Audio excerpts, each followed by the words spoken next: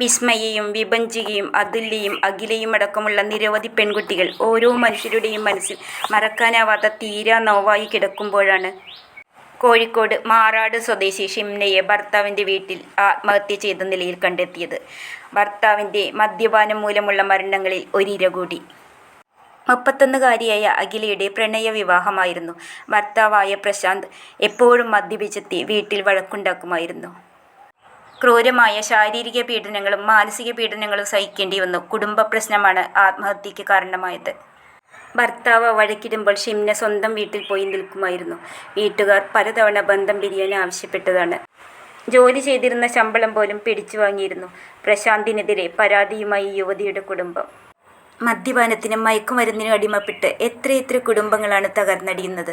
സ്വയം പരിവർത്തനപ്പെടാൻ തയ്യാറാകാത്ത ഈ സമൂഹത്തിലെ മനുഷ്യർക്കിടയിൽ ഇത്തരം കുടുംബ പ്രശ്നങ്ങളും ആത്മഹത്യകളും കൊലപാതകങ്ങളും കൂടുകയല്ലാതെ കുറയാൻ സാധ്യതയില്ല.